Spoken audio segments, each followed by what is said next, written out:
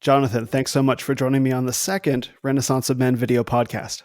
Oh man, this big shoes to fill, man. I don't know that I'm worthy. I feel like you should have got somebody. I don't know, Warren Farrell or Alison Armstrong, or I don't know, somebody more renowned. I don't know. This is our fourth podcast together. That makes you the number one, probably the most amount of time spent podcasting on the Renaissance of Men podcast. So you are thoroughly renowned. I think you like me, man. I'm pretty confident that you like me. I've got good feelings about our relationship. I think we can go places with this. I think we can go. I think we can do I'm something with glad. this. I'm glad. I'm looking forward to it, man. I always love coming on here because, as you know, I respect all the work that you're doing, and the reality is that it's cool when you have somebody that you're close friends with that is also doing meaningful work. So you can say you're doing meaningful work and really, really mean it and come from an endearing place. So I thank you for having me on again. I love coming on.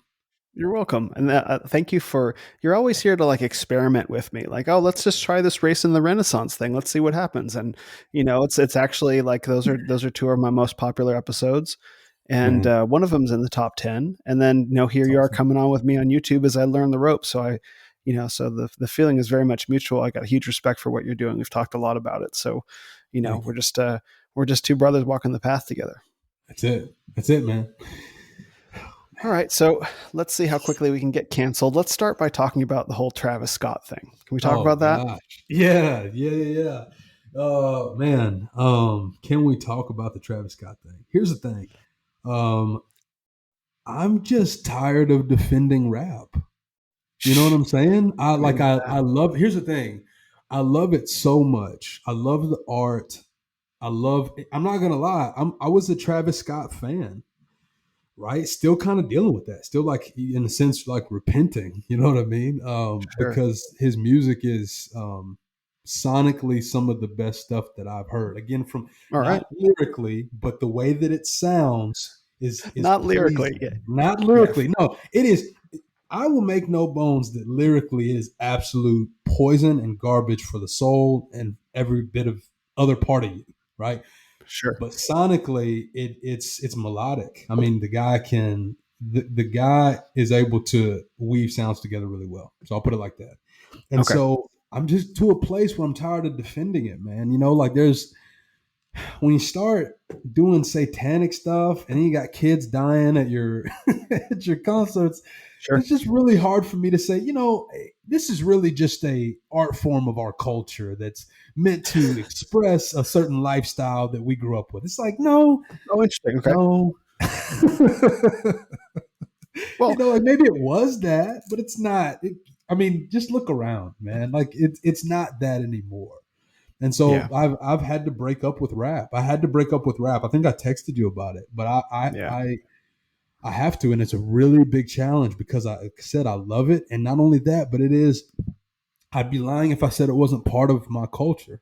Sure. If you can see here on YouTube, I'm a black man. Okay, I'm a black man. I was born in Can't confirm. 1992. Can confirm. Will can confirm. He's seen me. I have You seen him guys in see me. person. I'm a Yes. black man. Now I've been told that I've internalized white supremacy. So I may not be as black as some of your other friends, but I am a black man. Okay, I promise. I can show you the birth certificate if you don't believe what you see. But um, Black and mild. So that's confirmed. You come could on, have picked the any black and stars. miles, the family cookouts. I say, Yes. bruh. Okay, Yeah. so if Yeah.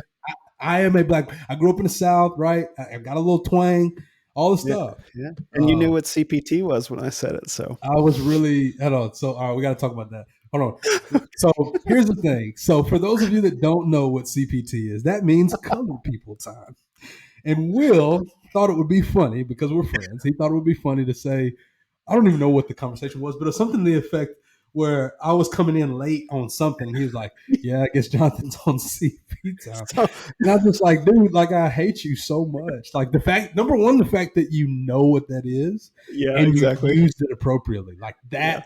those are the things that made me the most upset. It'd be different if you heard the term and then you like used it in a way that didn't make sense. Just Will's being cute. But the fact that you knew what it was and you used Yeah. it to talk shit. it's, It's very it's gentle shit it's talking. rich. It's rich, man. I love it. I appreciate it. That was the perfect response, dude. Like, I hate you so much. I hate you so much. You know what I'm saying? Who It's just told him? man, huh? Who told him? Who Yeah, told? yeah, yeah, yeah. Who told him? Who told him about CP time?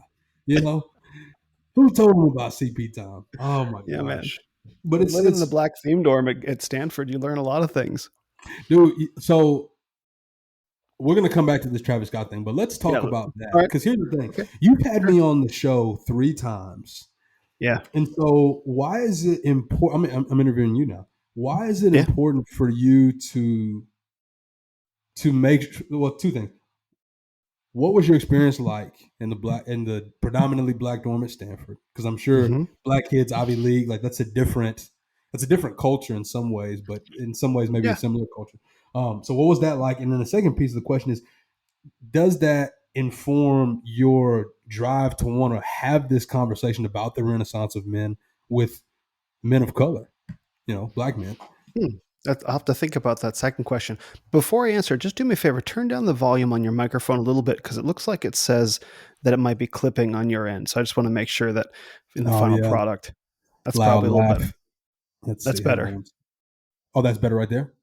Yeah, that's better right there. Yeah, maybe even a little bit more. It's all the bass in your voice, man. Testosterone, baby. Hang on 1 second. That's my new ringtone. What's that Testosterone, testosterone? baby. Yeah. Testosterone, baby. Let's see. Hang on. I'm gonna cut it down a little bit more. Okay, Yeah, you can here we probably go. see it. That should be good right there. Yeah, that's fine. Perfect. So it'll Okay. Just account for make like sure. my Yeah, loud perfect. ass laugh. You know, black people are loud. I've heard that. I've heard the same thing about Jews too. So it's Oh man, we're getting canceled today. We're getting canceled, baby. we should actually talk. We should actually, at some point in one of these conversations, get to the whole like black man, Jewish man kind of thing because We there's like a should. whole thing there. I don't fully understand it, but it's like there. It's like maybe competing for the intersectional hierarchy. You know what I The mean? intersectional hierarchy. Well, that and redheads too. Redheads are also they're like quietly trying to get uh what do they call that woke trophies. Is that what you call Woke, it, woke uh, trophies? woke trophies, intersectional credit. Intersectional points. Yeah, they're like low key trying to get it, but that's redheads. We need to invite. Do we know any redheads? I don't know that we know any redheads. I used to be a redhead. Oh, that's true. Yeah, your beard's red. So wow, Yeah. you're winning these intersectional points, right? Oh You're man. dominating me right now. 360-degree jam all over you. Intersectionality. Jewish and redhead. Redheads are the cats of intersectionality. Oh, damn. I know, I'll put it on them. All right. So before we go spiraling off 15 different topics, let me ask you Yeah. that. Let me answer the question about what it was like living in the black theme dorm. The first year that I was there was my sophomore year. So the reason you'll like this, the reason why I ended up in that dorm, I was assigned there randomly. And so the way that dorm assignments worked at Stanford was that you could get into the dorm of your choice based on what was called the draw number. So if you if you have a draw number of 1, you're the first person that gets to choose where you live. And then so the rooms fill up backwards like that. So if you have the draw number of like 1 through 15, you can live in the most prestigious dorm or the nicest dorm on campus with the best food, which was called Robert E. Moore or Bob, I think, at the time. And so there Yeah. were a number of small houses that would fill up really fast, and then the large dorm buildings would fill up last. And the African American or black theme dorm was called Ujamaa, and Ujamaa was located in one of the older dorm buildings called Lagunitas. So the reason why I ended up in that theme dorm was that my draw number was so low and it was the least desirable place for people to live who are of the non-theme race. So if the lowest number that you could get was say 2000, meaning you're the last person on the list, my number was somewhere around like 1800. So that's how low on the desirability list it was to get in there. And I was assigned there. Like my number was so low, they basically put me in whatever was available. And I remember being like, okay, this is going to be interesting. This is unexpected, but sure. And I enjoyed living there so much. that when my junior year came around, I had a high draw number, and I took that high draw number and I decided to live in Ujamaa again because I loved it. I loved it. I Wow. loved the dorm. Yeah, I love the dorm. I love the people. I love the environment. I like Yeah. the facilities. I like the food. It was great, and I had a lot of fun. And Yeah. my experience at the dorm was like there was a sense of community there that probably didn't exist anywhere else, or that would have been really hard, or that lots of other dorms tried to create, through Hmm. activities and stuff like that. Ujima just had community built in. Hmm. And but the thing is, this was in the days before wokeness. This Yes. was in the days where, this was what, 1990, 1998. Okay. So this was well before woke. There was a little Mhm. bit of that in the university. Like Of when course. I Yeah. got to when I got to school in 1996, people started kind of breaking off into their oppression groups. Like, oh, the black kids start identifying as more black, and the Jewish kids start identifying as more Jewish, so that people can have something to belong to. If I'm gonna, is probably the best reason for it. So there was never a period of time where it was like, sit down, shut up, white oppressor. Like Yeah. I never felt that. In fact, at the end of my junior year, or, I think it was the end of my junior year, they named the dorm named me the most active member of the non-theme race, meaning I was the Wow. guy who showed up and participated and did stuff with them. And I think I might have mentioned to you that, or somebody had mentioned at some point on this podcast, that I even had a nickname, and my nickname was, they called me White Will. And the reason why they called me White Will was because there was another Will who was black. So at some point, someone had to distinguish, like, wait, which Will, White Will or Black Will? And so White Will just kind of stuck. So It's I really awesome. enjoyed it. I really enjoyed it. And I never experienced openly anyone saying anything about my skin color or having any objections to me being there, except for once, except for just once. Mhm. And I was living in the dorm. This was my junior year. And there was a girl who lived across the hallway from me, who I was really interested in. She was cute, she was smart, and she was black but light skinned. So I asked Mhm. her out on a date. We went on a date. Not my finest performance as a date. I ran out of cash. The ATM wouldn't take my card. Really Oh embarrassing, but man, whatever. I'm like, I know. I was like 20 years old. Like, don't yeah, do that again. it happens. Um, Yeah. yeah. And so there was a dorm meeting that happened, and things didn't work Mhm. out. We didn't go further than that. There was a dorm meeting that happened at some point after that, where someone said something to me. Maybe it was her. I don't remember saying that. Like, I don't remember exactly what was said about me, but it was like, Will, you're not really part of this community or something like that. And I said to her, I said, well, how can you say that? You and I went on a date. And she turned it around on me and said, you only took me out because I'm the lightest skinned black girl here. Like that really hurt. That really hurt. It was like, Whoa. Yeah. yeah, That's yeah, heavy.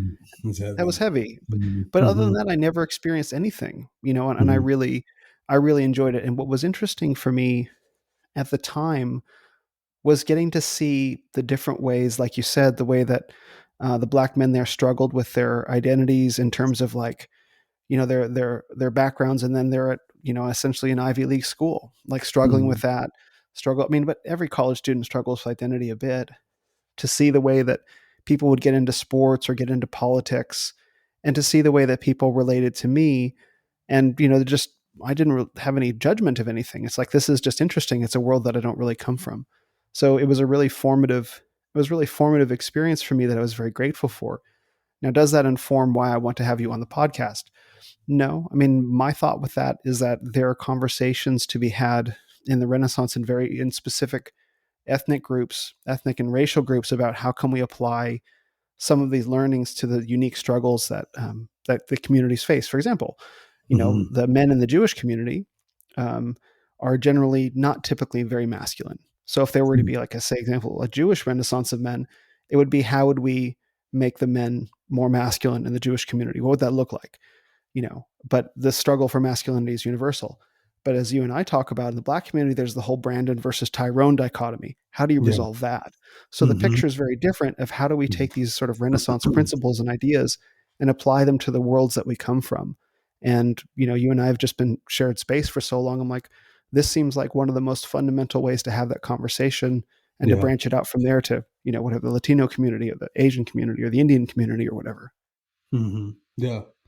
That's awesome. I appreciate you answering that. I was just Yeah. curious because I do think that um, reaching across the aisle is important. Yeah. I would not be the man that I am, I don't think, if I didn't reach across the aisle. And I think there's opportunities for us to learn from men that don't look like us. Now, that being the case, that being said, there are shared principles that we have, right? So it's not Yes.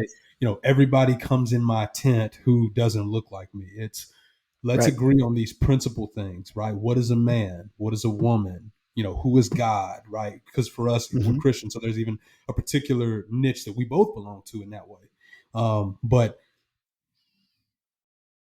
there is a tent, there is a foundation, right, that we sit under.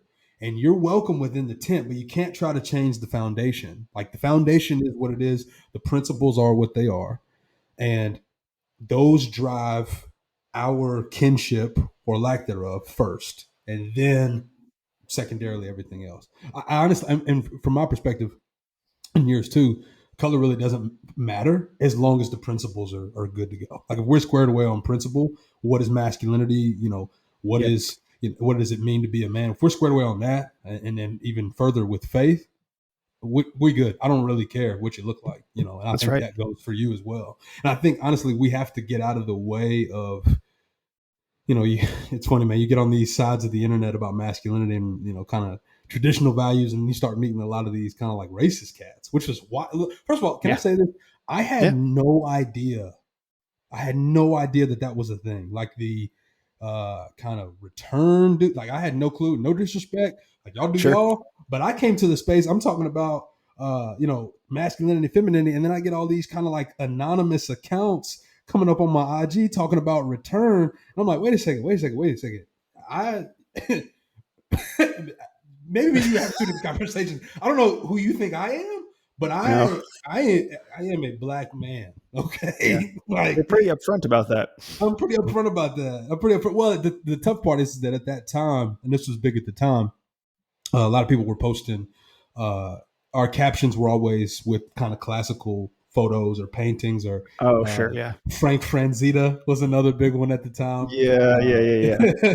And so there was kind of this alignment. It's like, oh, this guy gets it, and I think I've held on to some of those people, but some of those people, once they realized I was black, just kind of like it's Really? just went away. It's wild, man. Wow. Wild. Which is it is Okay. what it is. But I think if we could all get past the it's my race that is the race that's being oppressed, or it's my race that's the one that's being. If we can get past that and just say Satan is busy destroying men and women and Yes. ravaging us as a Hmm. human race, if we can get that squared away, we'd be far more effective. Far more Hmm.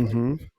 Yes, and this is why I'm such a big fan of Christianity. I've got a lot to say about all that. Well, actually, before I jump into Christianity, let me just say that from my perspective is that, and I said this in a podcast. I said this to Suzanne Venker. Thank you for highlighting that podcast for me. I heard about, like, I listened to it and I was like, that was actually, I'm really happy with how that It came was out. very, very good, man. Seriously, I I'm really enjoyed it. happy with that.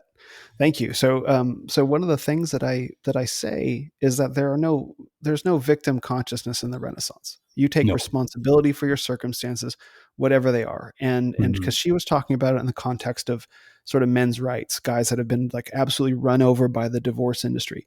And yes, those men, some of them have gotten a raw deal, a Yeah, man. really, really raw deal, No absolutely doubt. shafted by institutions, by ex-wives. I get it. I get it.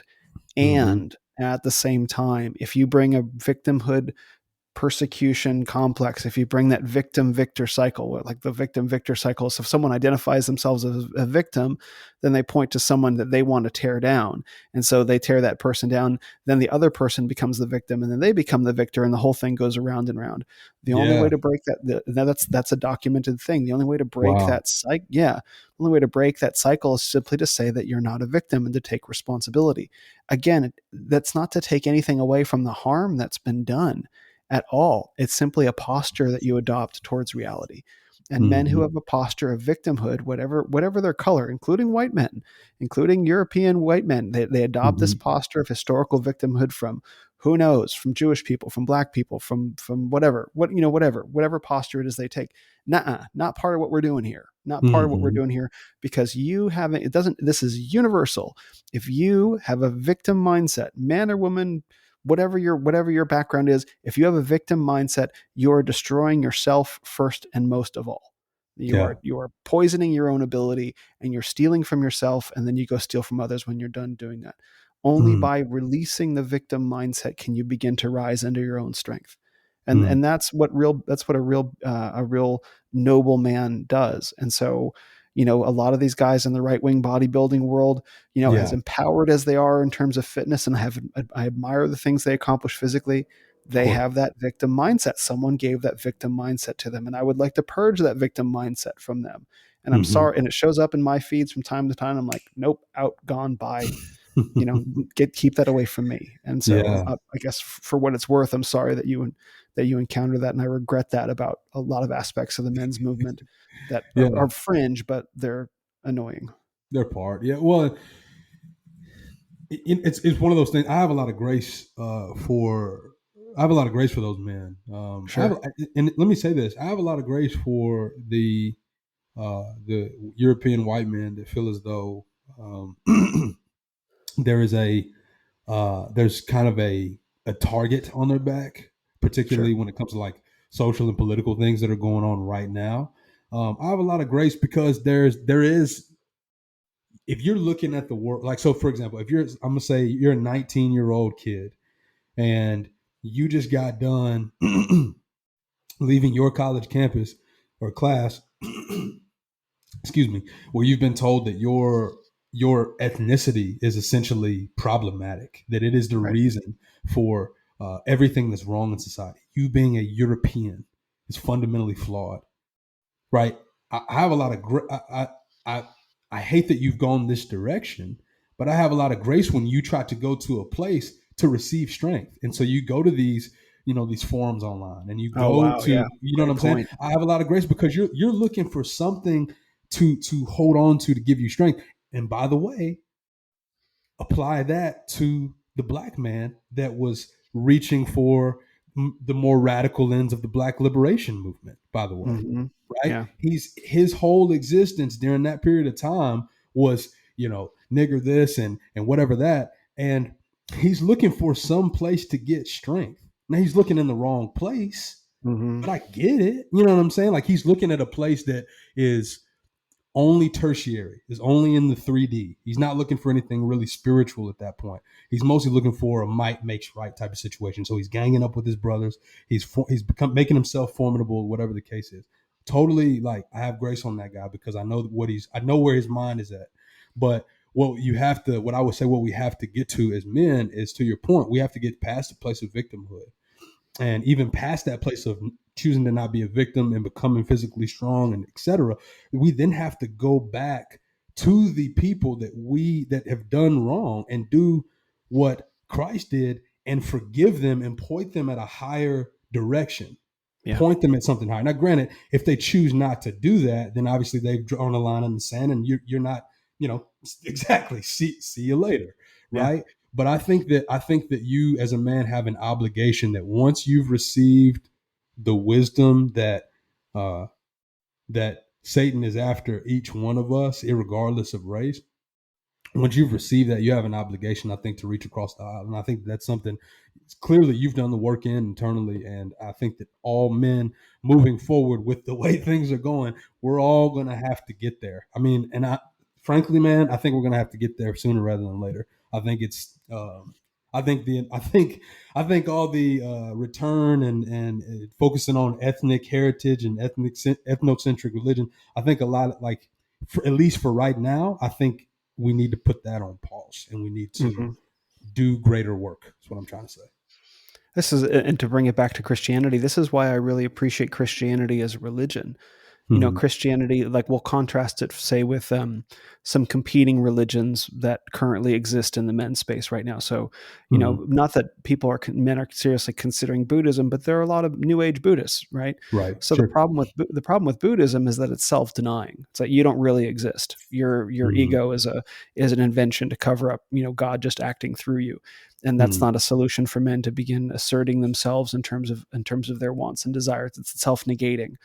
So Wow. another is Islam. And while I don't have necessarily, I know that you and I share some Islamic or some Muslim friends. I think Yeah. a lot of the spirit behind much of Islam is not to convert people in spirit, but a lot of the way Islam has gone, particularly lately, and maybe I'll get called out for that, and if I do, I welcome it. But to say it's to convert people by the sword, and Mm. and Hmm. that's not necessarily. I don't know that that's the approach that we need to have right now. And what I appreciate about Christianity is that it offers the opportunity to convert people in spirit and to universalize people through a transformation, or as Jesus might say, or the church fathers might say, a circumcision of the heart. And I Yes. think that it's a very, very powerful opportunity for men to strip away all the things that are secondary to who they are, and to Hmm. see what truly unites them in spirit, Hmm. through an inner transformation. And I Hmm. think in that it becomes possible for men to set aside their racial differences, or any differences for that matter, because they can point to something higher, and they can say, that is what my allegiance is to. And if this person next to me also has the same allegiance, then our similarities are far, far greater than our differences. And I think Christianity, especially as it's being practiced right now, as it's being remasculinized, really Yes. has the opportunity to accomplish that, which is incredibly exciting. It is. It is. Man, what's so refreshing for me is I cannot believe the amount of people that are coming from the new age to Christ right now. Like, it Amen. is wild. It's Like, great. I get people in my DMs. I kid you not, Will. I get people in my DMs weekly from the Really? new age. Yes, yes. I had no clue. I had no clue when we first got started. I actually didn't have a clue that that's kind of the space that you would come from. Yeah. But I had no clue guys like Zenobio. Shout out to Zenobio on Shout out Instagram. Zenovio. I had no clue that that's where he came from. Even Blood and Rain. Arthur Dang. Oh, yeah, that's right. I had no clue, man. And I've had people in the DMs, men, women, saying this all makes sense. I've been living a lie. Like, Yeah. I'm returning, and it's like like what a privilege it is to find ourselves at a time right now where we can come together under the confession that we don't have it all together, no matter what race we're Right. in. Right, That's right. that we actually have a greater enemy that is after each one of us, and that enemy is, frankly, here we go. There we Here it go. is. We're putting on our hats. We're putting on the Yep. hats. Hats go Yep. on. Hats go on, tinfoil hats, Hat, baby. hats are on. You know what I mean? That enemy is running our banking system, is running our political system, is running. Look, he laughing. Listen. I'm not saying. Listen, we may get I'm canceled. laughing. Okay. I'm laughing at the hats. Oh, the hats are next level. Listen, that enemy is, Scripture calls him the prince of the power of the air, right? Yeah. Wow. And he has been given dominion over the earth. And it's evident when you read the temptation of Christ. He comes to Christ and he's offering him kingdoms, he's offering him prestige and power, a lust. I mean, essentially following the three main sins of man: the lust of the eyes, the lust of the flesh, and the pride of life. He tempts Jesus with each one of those things. Such a And great so, scene. if you look at that, and then you look at where we're at today, he's tempting us the exact same way: the lust of the Hmm. eyes, the lust of the flesh, and the pride of life. Those are the things that keep men from being successful. And that is by design. It's because Hmm. of a globalist. Wait, what did I just hear? That voice sounds so familiar. Who is that? Alex Jones just entered the chat. Oh, someday, man. So someday it's gonna happen. We got the You hats see what for I'm it. saying? I'll let you listen. I'll let you do. We can take them off once you respond to my tinfoil rant. You do your No, tinfoil rant. no, I mean, like, I've been going much harder on this because around the notion of evil. Like, and what I really need to do is I need to do either a video podcast, a podcast, or some sort of Instagram live where I define what I mean by that.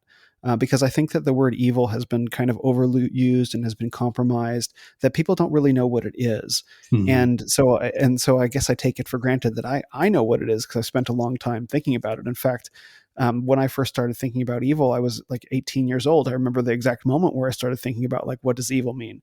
Mhm. I went to a Catholic high school, and the question came up. It's too long of a story to tell, but I started thinking about how someone had said at my Catholic high school that a good definition for sin is you know it's wrong and you do it anyway.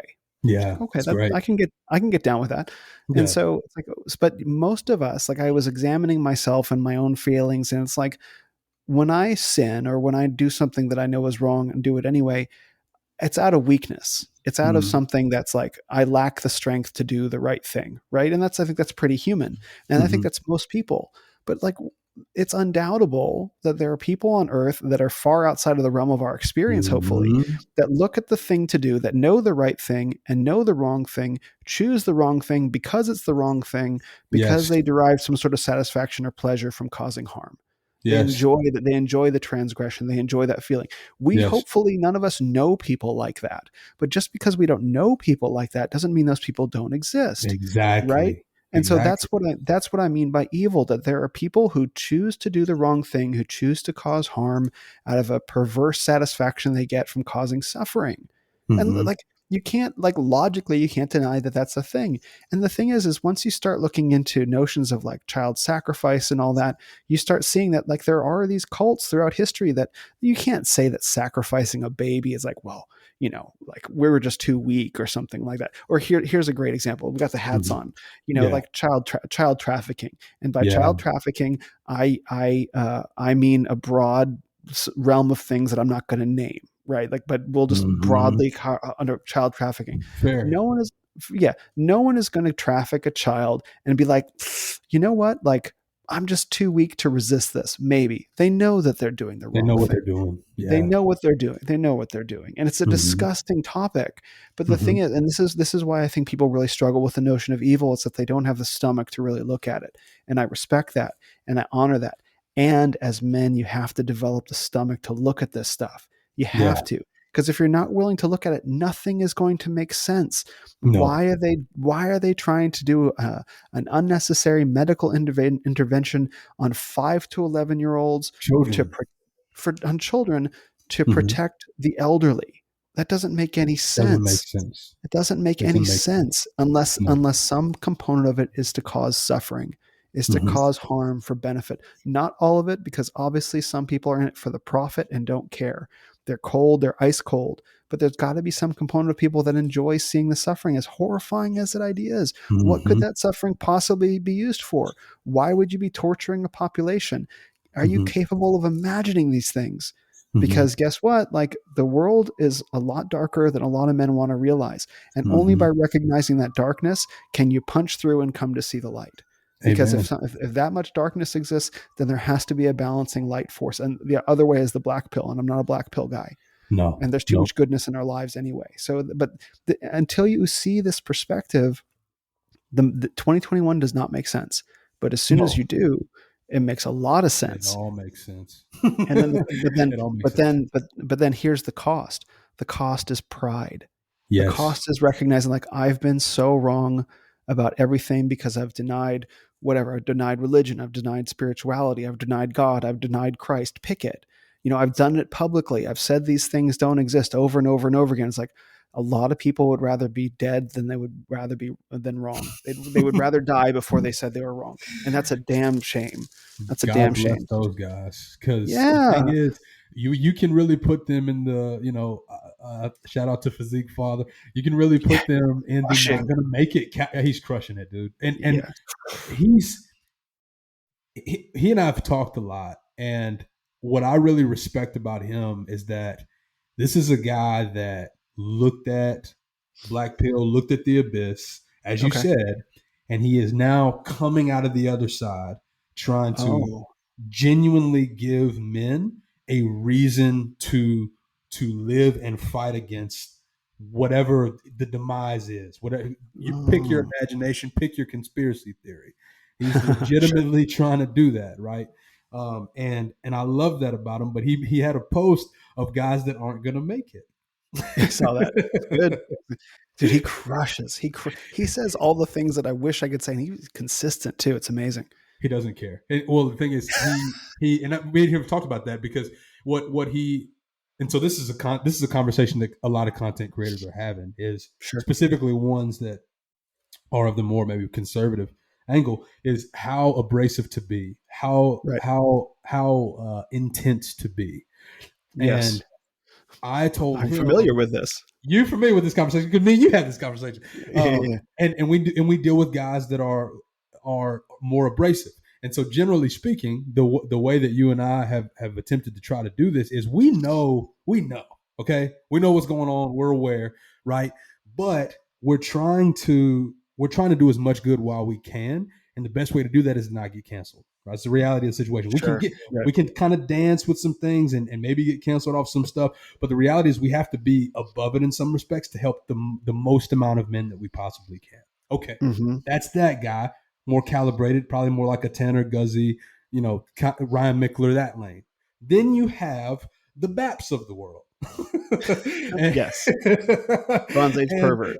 right, right. And those guys are coming at your neck. They don't really care, I right? don't care. And Yeah. and they can afford to some extent to do that because of them being anonymous. And That's right. so when you put your face on the line, put your name on the line, you have to. I would argue it's important to be a little bit more calibrated if you want to stay in You it, have to. right? Yeah. Because the rules of engagement, the reality is, here's the reality is that all right, 10-4 hat coming on. The If we reality is that the rules of engagement are dominated by the people that are at the behest of Satan.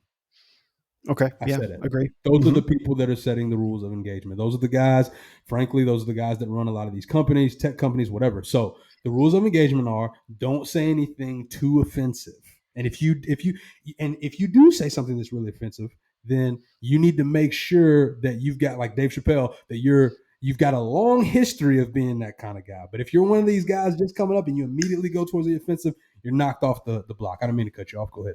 Yeah, no, I just wanted to insert that it's not just the people running the companies, and it's the artificial intelligence that does word scanning, right? Facts. Which I think because if you look on whatever Microsoft Word or you like Grammarly or whatever, like it's able to read tone, it's able to read all this stuff, and so those Wow. AIs are obviously running through social media, probably through. It's definitely doing word recognition on Instagram. We've seen like little COVID posts putting at the bottom of things that seem unrelated because it's scanning the words. And Yeah. then there's also there's some level of artificial intelligence, and then there's the people who, if you say something wrong and they get alerted to you, then they report you. So it's like a whole Right. army of people. You know what I It's mean? an So army. not just Zuckerdoodle. It's like it's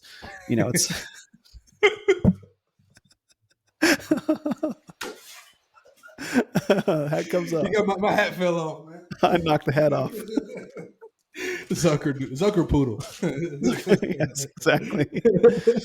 No. Well, it's the machine that he's built, right? And it's the machine that a lot of those guys are built. To your point, Yes. and so where does that leave us? Well, if we want to stay in it, if we want to be involved in, let's say, the culture war, but I think that's a tired way to look at it. I think it's more. Yes.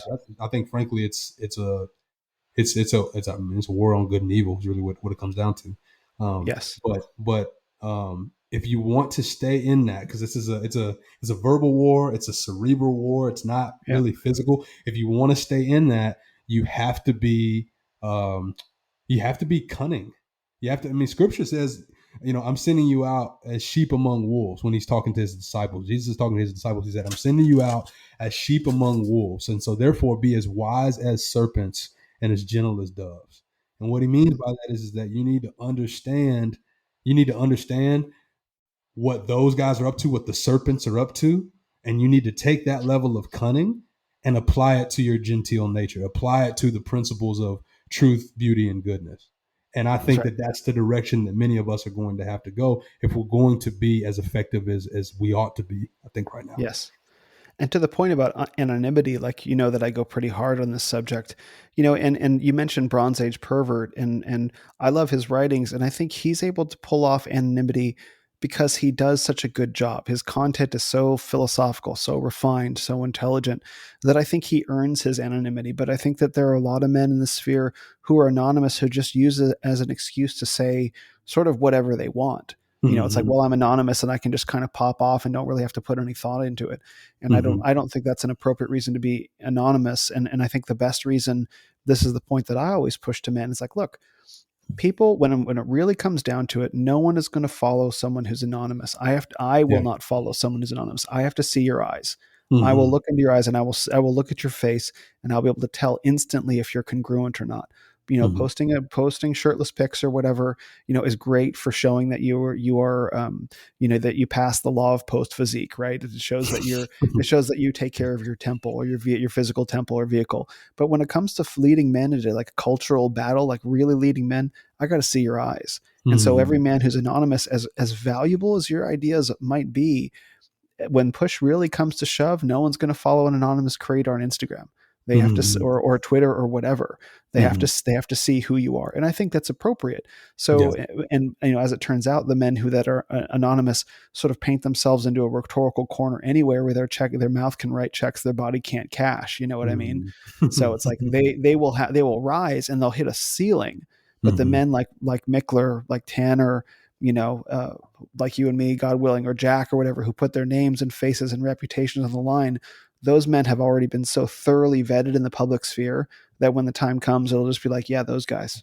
Right. And Yeah. so that's the Yeah. thing. Like if you have larger aspirations to lead once things transition into whatever next state, you got to take off the mask. And that's just how it is. I don't make the rules. Yeah. You have to Definitely. allow yourself to be vetted. Yeah. Definitely. Definitely, man. Another, we're going off. This is racism and Whatever. renaissance. We're talking about everything. Another That's what we guy always that do. It's fine. me, you know what's funny? Me and you like to talk, don't we? We do. We should do a podcast together. I don't know. Maybe we'll consider doing that. It's probably We'll too talk much about work. Yeah, it. it's fine. Yeah, it's probably a Um, lot of work. yeah. Yeah. And what's an Aniacron or Ananacron? I think it's Anacreon. I Anacreon? have no idea. Yeah.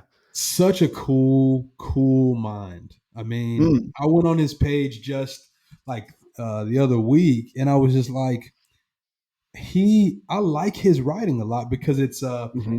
his focus is on being apolitical and being more community oriented, which I really admire and respect because I think I'm gonna circle it back to the black Yeah. community. I actually think that in order for us to become effective, we're going to have to become apolitical at some point. And I don't necessarily Interesting. mean that we stop voting. Maybe, I mean, that's up to your Right, conviction. But yeah. I think, I mean, do our votes really matter anyway? You know what I mean? Yeah, Since we exactly. don't have, right? Yeah. Put back. Do they actually matter? No one. Probably. Who knows? Who Probably not, knows? right? But the point is, I think we're going to have to get apolitical, and we're going to have to really focus on, okay, what are the fundamentals of a thriving culture? And the fundamental of that is families. That's the Hmm. fundamental, is man and woman raising children, and then Yep. those children being a part of a larger ecosystem, and then that family being a cornerstone economically for something, right? Maybe that family's known for baking pies. And it's funny because human beings' natural inclination is actually towards being apolitical or being Uh-huh. agorist or however you want to call it.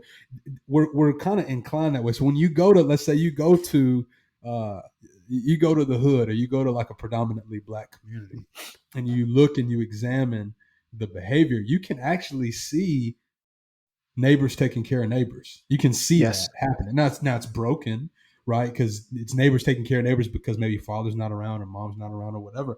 But it is there, and I think that's a good thing. And I think, how much more powerful could we be if the fathers were there? If the Oh yeah. fathers really rooted and grounded themselves in the community, kind of like that clip I showed, put on my IG. I put if you haven't seen this movie, I recommend it. Anybody that's watching or listening, Boyz N Tha Hood, and it was a Hmm. guy by the name of hang on, the director's name is escaping me right. John Singleton. That's the director's name, Oh, I haven't and heard that name in so long. Yeah, he was the man for a while. he was the man. He was the man. Well, Yeah. he put out a lot of movies in the '90s, but Boyz N Tha Hood was his most popular work, and it won a lot of awards.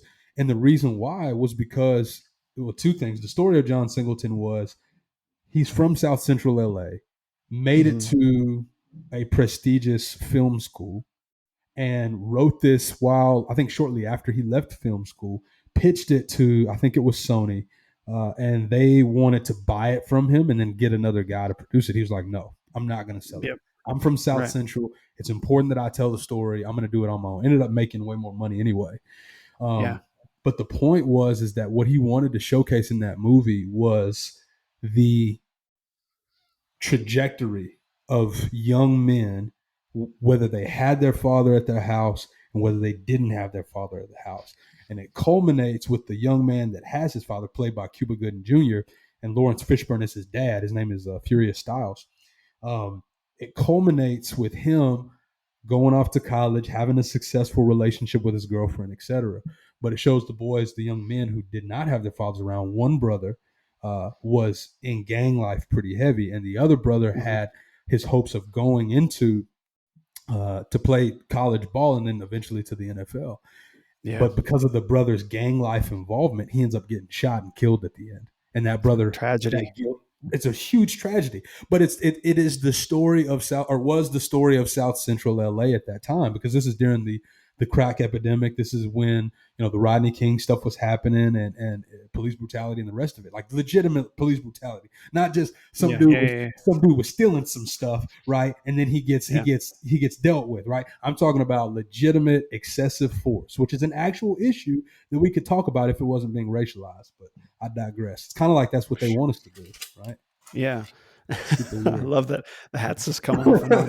No, I really appreciate you explaining that movie to me because I saw it, but I saw it so many years ago and I remember loving the movie and just the end of that movie is so heartbreaking It because, is. you see like there's the spectrum, right? There's the Cuba Gooding Jr. character who's going to make it out. There's I think it's Ice Cube, right? The Ice Ice Cube Cube, yep. character who's clearly not going to make it out. And then there's the brother into football and he's kind of like going back and forth, across like, Mhm. is he going to make it?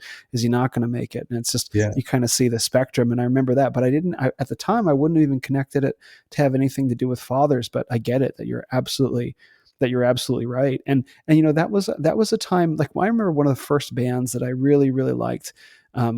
Just if we can start moving our way back to Travis Scott, which is kind of Yeah. cool, is Okay. is well, because I think it all ties together. I really Yeah. liked Public Enemy. Now, Didn't you? granted, I was a white kid growing up in Phoenix, going to a Catholic high school, Catholic Jesuit high school. So what Public Enemy was talking about could not be further from my experience. Right, right. There's just You nothing don't that say, Public Will. Enemy, yeah, nothing that they have to say that has anything to do with my life. But when you go back and listen to Public Enemy and consider movies like Boyz N Tha Hood and stuff like that, compared to the media that's being produced by so many of the or on behalf of the black community for the black community, like Travis Scott or whatever, it's a night and day kind of difference. Night and day It's like difference. it is a night and Night and day day difference. difference. It's like Mm-hmm. let's actually look at things, and now it seems like it's kind of like papered over, and it seems like Mm-hmm. the actual legitimate social struggles that were being captured in film and music have just been kind of thrown away and replaced with this cheap kind of like, gosh, it's like the worst kind of consumerism. I don't really know how else to describe it.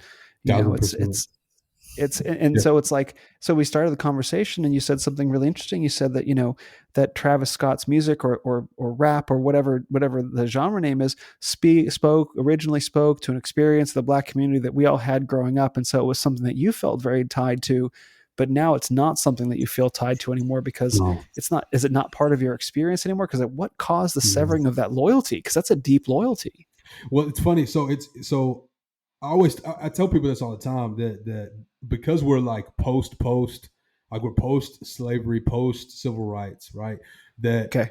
my experience as a black man is actually quite different than someone that maybe grows up in South Central LA or Compton, or the any kind of ghetto experience, because I grew up in the burbs. So my experience Right. actually is probably more similar to yours in a lot of ways. Sure. Went to a private school, ended up going to a private college, so it's probably more similar to yours. But what those films Okay. did in some ways, right? I can see that. You know what I mean? Obviously, I'm a black guy you could say I'm a black man in a white space, so it's different in that way. But I think if you want to talk about maybe values and yeah, I think we'll go with that. If you want to talk about values, I think they're rough. They were roughly the same, roughly. Now I don't know the ins and outs of everything, Yours and but mine, you mean? yours and mine, yes, are the same. Yeah, for sure. But my values were never ghetto values as a black Got man. it. Okay. But watching movies like Boyz N Tha Hood made me understand what men that looked like me, but that didn't have the same cultural experience as me, Oh were going wow. through. And that connected me to them, to my kin, because they are my Yep. kin, right? Yep. And gave me a reason to really understand the situation. Okay. So you fast forward to today, and ghetto culture is not seen as a tragedy anymore. It's Right. seen as the actual prize. It's If you aspirational. yes, if you were a suburban black man and you don't have hood ghetto tendencies, you're Mm. number one not really a man, but number two you're Yep. not really black Wow. So because bad. ghetto culture is tied up with blackness. So to be black is to be ghetto in 2020, 2021. And that wasn't the case in the 90s. Again, to your point, we had that dichotomy within that movie, within the same movie. You had Yeah. Furious Styles, who, granted, he was, I think his house was in South Central, but it was in a nicer part of South Central because he was a financial planner. So he did better for himself. He left the environment that he was from so that he could be, be a benefit to his community beyond just hanging out with them. And in fact, that's one of the things in the movie. They say they see his son, and the mom actually of Ice Cube is in the movie. She says, "Why Furious don't hang out with us no more? You know, he don't ever play cars no more." And Hmm. and you can feel that as a black man, you can understand that kind of, oh man, like I really would love to stay and have this kind of community experience, but on behalf of me being a bigger benefit to my community, I have to leave. I've got to go Yeah. do something different. You know what I mean? And so you have, my point is, you have that tension in the movie, but now there's actually Hmm. no tension. To be a black man and to be doing well in dentistry, to be doing well as an accountant, Sure. to be doing well as a manager at a higher ed institution. I mean, you're looked at as not really being part of the culture, and so you have, in order for you to be a part of the culture again, you kind of have to get in line with the political views or social views of the culture. That's the way that you get back in. It's like, okay, you left where you're from, or maybe you never lived here, you're white. Unless you adopt our political social worldview. And then you can be brought back in and might actually be an asset to us. But not with anything different. Don't come over here telling me that the way that I can, build the way that I can best move my family forward is to start an LLC. Don't come over here with that. Like, come Hmm. over here with conversation about reparations. Come over here having a conversation about the white man's out to get us. Come over here having a conversation about police are hunting us. If you don't have that, we don't want to hear you because you're talking white. That's the Wow. fact. And people don't want to admit that. People don't want to say that that's what's going on. That's what's been going on. And I'm a living witness. I'm a living witness that that is exactly the conversations that I've had with people in my own family. With Mm. people in my own family. Does that make you mad? That would make me mad. It did, but I've married a wonderful woman, and we Mm. have a wonderful son, and we have a life that is ours, and I would say it's a wonderful life, but I don't want people to get the wrong idea to think that that moving over here is pie in the sky and there's no struggles. It's like, no, man, like there's struggles on this side as well. The point that I'm only trying to make is that it's ours, and that we've made a Right. deliberate decision to live differently and to do different things, experience different things. And so because of that, I'm very happy. I'm very fortunate. I've got a lot of joy. I've got a lot of contentment in my life because there are people in my family that made fun of the way that I talked and the way that I carried myself. And they're on second, third, fourth marriage, right? And Ugh, no real money in the bank, still working a wage job, which is no problem with wage jobs, but it's like sure. if your metric for success was acting black, and you're in no better position financially, socially, politically, spiritually than me, you're actually in a worse position in each one of those metrics. Then what does that really profit you? The code of acting black. Like what does that really gain you at the end of your life? Right? A few, you know, black fist emojis, a few pound, like what does it mean? What does it mean if you actually can't benefit and push the generation that's in front of you ahead? What's it worth? And from my perspective, not much. This is really, gosh, it's, first of all, I honor you as a man and your integrity to continue following your path forward, to be the man and to be the father and husband that you want to be, that you feel called to be, because there are a lot of people in many communities that want to make similar decisions to move forward on a path of integrity, accountability, we'll say self development, Mm-hmm. and even holiness. Yeah. But they're afraid to make those decisions because they're afraid of the social scorn that you've clearly had to deal with. And so I just Mhm. want to honor you for being able to stand up to that, because that's true strength. So I honor you, Jonathan. Thank you. Thank you, man. Thank you. Yeah, I appreciate it. yeah. So what my gosh, my mind goes in a whole lot of different directions with that. I mean, the first is like, okay, I can put myself into your shoes and say that my response would be, okay, well, I'm just going to break away from you, my family members, or my culture, or whatever. And yet, at the same time, none of us can ever really break away from our cultures because it's still a part of us. We Mhm. can't cut off our own legs. And so there must have been some struggle on your part to learn, like, well, how do I integrate this aspect of myself into myself so that I can move, so in a way, like, so I can move forward and let it go, so I can Yeah. take what I need and leave the rest. But I also feel the need to say that, one of the things, and you and I have talked about this, that one of the things that really prevents open discussion between the races about what's going on within different communities, really any ethnic community, any background community, is the knowledge that there are people that will take things that are shared in good faith and use them, and use that knowledge not in good faith, Mhm. use truth as a weapon. So I just feel the need to say to the people listening that if you're tempted to use any of this knowledge to justify your own existing beliefs, I will just be very honest right now and say you're a piece of shit. So And I'm yes, and amen to yeah. that. So I would like to believe that there's no one listening to this podcast who would do such a thing, who would use it to be smugly self-satisfied, and would instead enter into the heart of grief around what it is to be struggling as a man and a human being against aspects of ourselves that are very challenging to understand, integrate, members of our family that we want to bring along with us, that we want to share the best parts of ourselves with, but can't see them. I'd hope that we could all be in that space of grief and understanding around that, rather than a space of advantage. So I do want to just say that first. Amen. Amen, And dude. yeah, so if you want to share a bit about your process, or what you've had to go through to integrate the parts of your family that have been less Mhm. have been reluctant to come along with you. Let's put it that way. Yeah. My parents have been great in this regard. Um, they knew what they were a lot like, I would say a lot like Furious Styles was in that movie. You know what I mean? They were very much trying to make sure that um, spiritually, financially, socially, that I was in the right trajectory.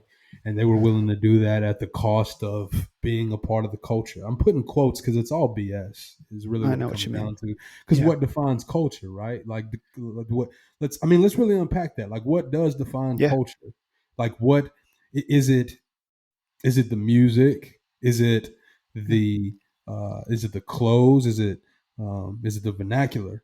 Well, if that's the case, if those are the things that define culture, and then the people that actually own the labels, hold on, excuse me, yeah. the No, people let's that people running the rap game. Hat goes right, on.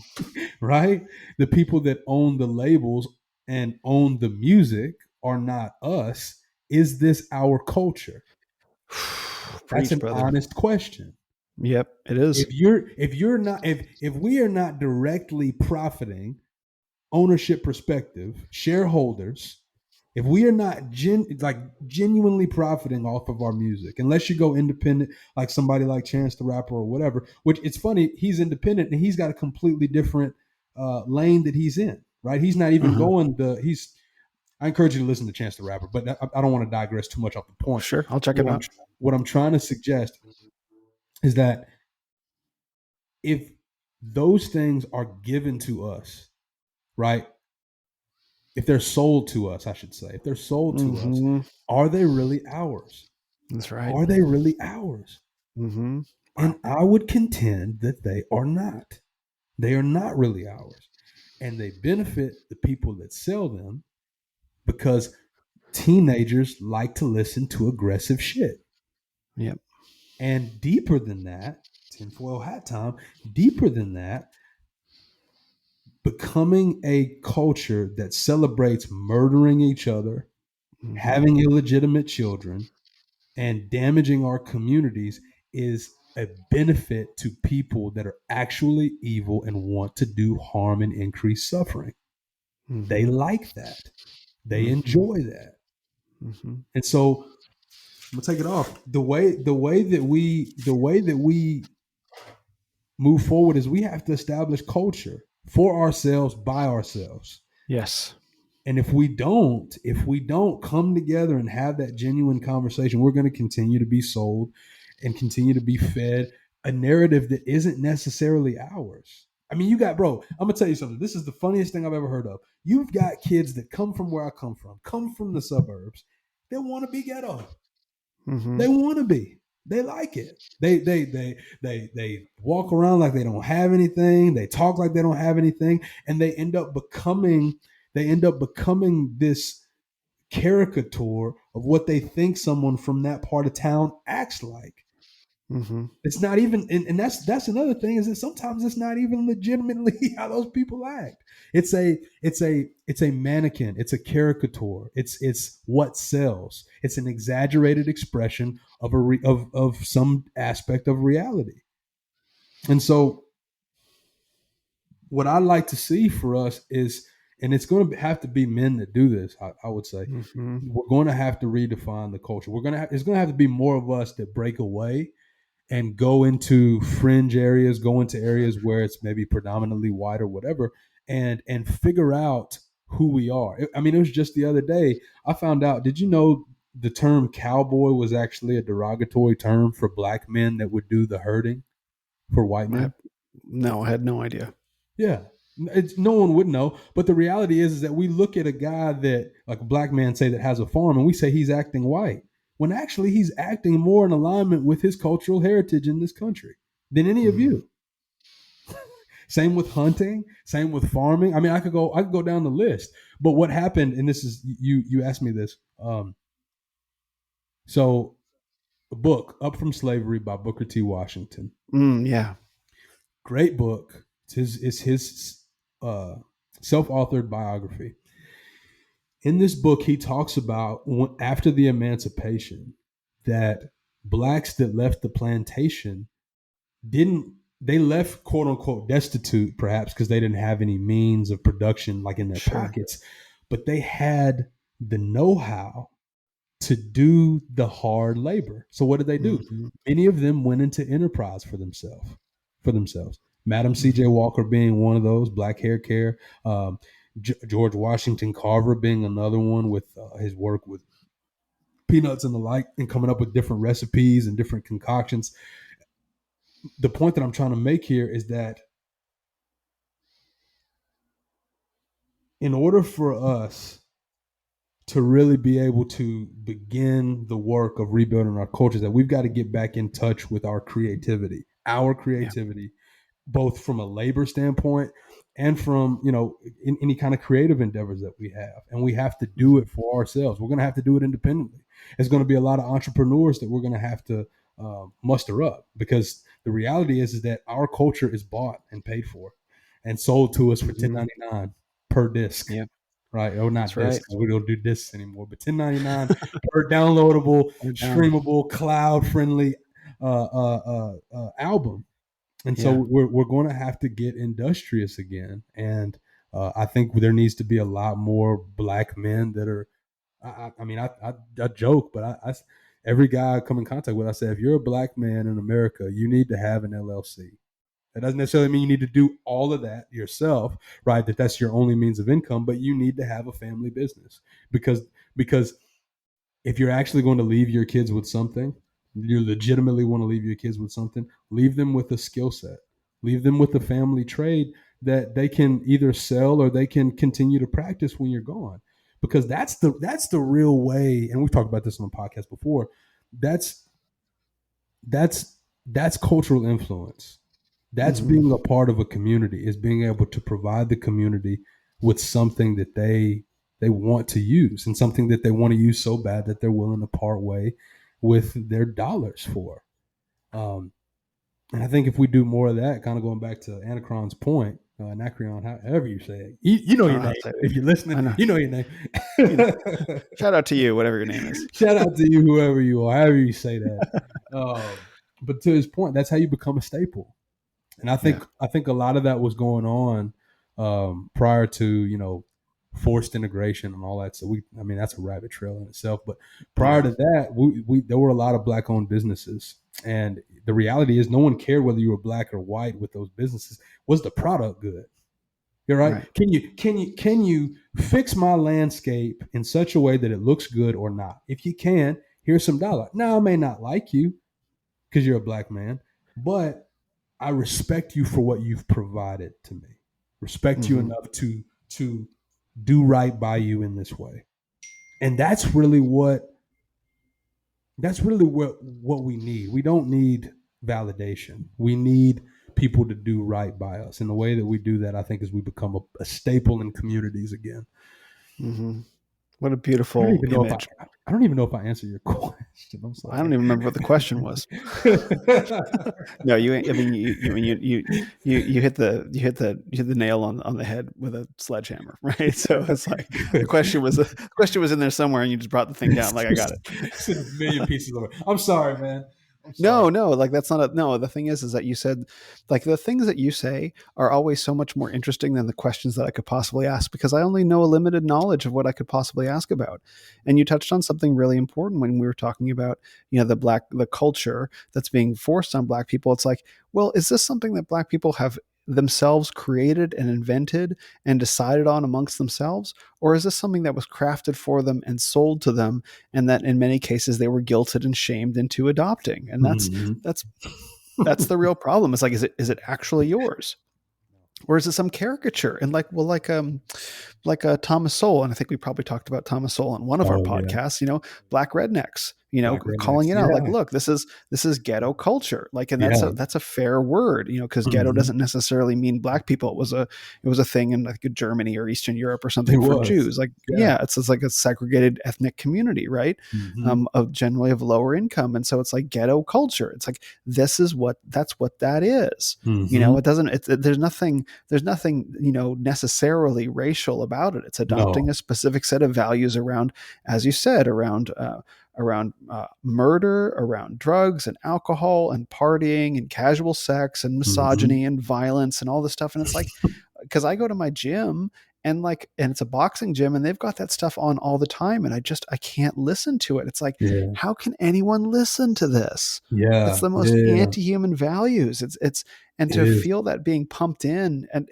I know, like, and that's the stuff that's just playing through like Spotify or Pandora. I know there's stuff out there that would never get on Spotify or Pandora that's way, way worse and way Way more worse. hardcore. And Yeah. it's like, the stuff that's popular is just the barest reflection of that. It's like, that's what's being pumped into the community. And granted, there are many communities that have many different toxic kinds of music. Like you can listen to black metal, or you can listen to a lot of electronic music certainly has really degraded kind of like drug centric values. So it's not exclusive to this community, but to hear it and to know the social effects of it specifically is Yeah. heartbreaking.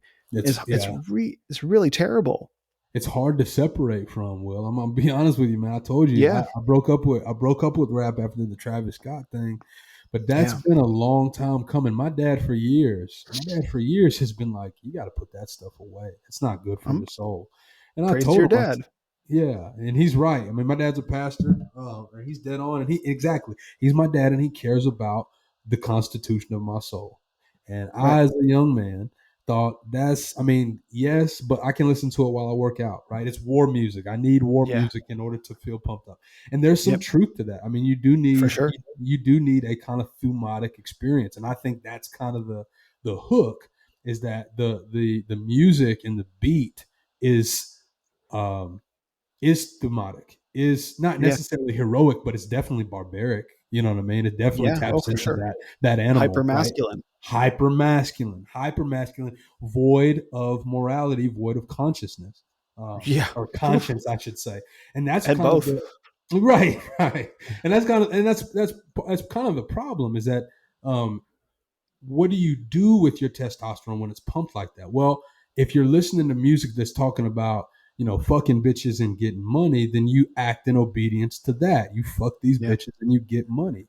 And who we've become is no surprise, because we're following essentially a Pied Piper leading us toward a path of destruction. And that's Mm-hmm. in the music. Like we're obeying the music. I don't think people recognize that who we have become and who we are is in our even our thoughts, man. Our thoughts is so tied to what we consume, whether it's music or whatever. It's so tied to what we consume. Like we become what we Absolutely. behold, is what a pastor said. We become Yes. what we look at. And I just can't look at it anymore and in good faith say, I want to be a good father and a good husband. It's like, dude, but the music you're listening to is pointing you in an opposite direction, my guy. Like that's Yeah. not your music is not true north. Your music is like way down south. Like you know what I'm saying? You're talking about generational wealth, and this guy's talking about fuck bitches get money. It's like you know what I mean? Like Yep. Yep. you got to pick your path. And it's funny. I know you don't like Kendrick Lamar, but he's got this quote where he I says, don't like what he's become. I don't like what he's "Yeah, become. He's he's become pure globalist. he's dude." Didn't he win the Nobel And I Prize or love some him shit? Or so much. Will, like, why can't we have anything? It makes me so yeah. mad. Oh, but dude, look at what Kid Cudi showing up in a dress. Like, Oh it's like gosh, God. I mean, I remember when Kanye West did his like his last rant before he disappeared and was cloned.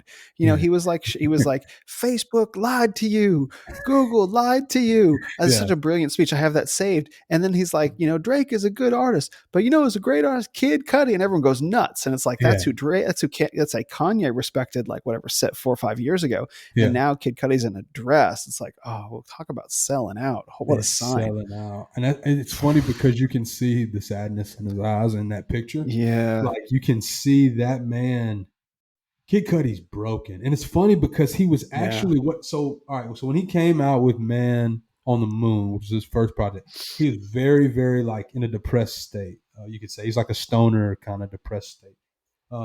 Fantastic album though, sonically. I mean, just Yeah, that's what good happens, right? shit. Yeah, and he gets picked up, and it's funny, he gets money, and then he decides, I'm gonna stop doing music. I want to focus on my wife and my kids.